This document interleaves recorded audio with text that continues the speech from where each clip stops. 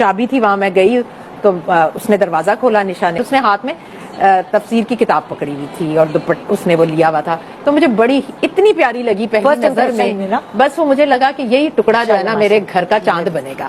تو میں نے بیٹے سے آ کر کہا, میں نے کہا ارسلان وہ بہت پیاری ہے, اور یہ لاہور جا رہا تھا, کہنے لگا کہ اچھا ماں آپ کو تو ہر لڑکی اچھی لگتی ہے. اس نے کہا آپ کبھی کسی کی بدتعریف ہی نہیں کرتی, آپ کو سب لڑکیاں اچھی لگتی ہیں, تو یہ بھی لگی ہوگی آپ کو, تو وہ لاہور. میں نے کہا ایک دفعہ دیکھ لو, کہتا نہیں آپ دیکھ لیں, آپ کو اگر تسلی ہو تو.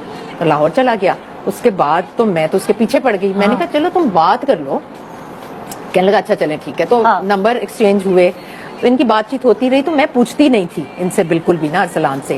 پھر کوئی 6 مہینے گزرے تو میں نے کہا بیٹا دیکھو ایسا نہ ہو کہ ابھی تک آپ بات کر رہے ہو پھر آپ مجھے کہو کہ اماں نہیں, تو میں نے کہا یہ بڑے غلط بات ہو جائے گی. اس نے کہا نہیں اماں میں بتاتا ہوں. تو کوئی میں خیال میں 10 مہینے گزرے تو اس نے پھر مجھے کہا کہ اماں میری طرف سے اوکے ہے. تو یقین جانے میری تو خوشی کا کوئی ٹھکانہ نہیں تھا, اور دونوں نے ایک دوسرے کو دیکھا نہیں تھا, صرف بات کی تھی, صرف بات کی تھی. اور پھر نشا کے بھائی کی شادی تھی لاہور میں, تو میں تو کہوں کہ اسی طرح منگنی کیا نکاح ہی ہو جائے. تو میں نے کہا ہم منگنی کر لیتے ہیں. تو میں آپ کو پتہ ہے نا فنکشن کرنے میں نا بہت پیش ہوتی ہوں. تو اس کی امی نے کہا جی جیسے آپ کی مرضی. تو وہ لوگ لاہور آئے ہوئے تھے, تو ہم نے انگیجمنٹ کی, اور انگیجمنٹ پر پہلی دفعہ دونوں نے ایک دوسرے کو دیکھا. اللہ, یہ تو فلموں میں اور کتابوں میں ایسے آج کل نہیں ہوتا, لیکن ویسے مزہ بہت, ایسی شادی کا مزہ بہت آتا ہے. تو وہ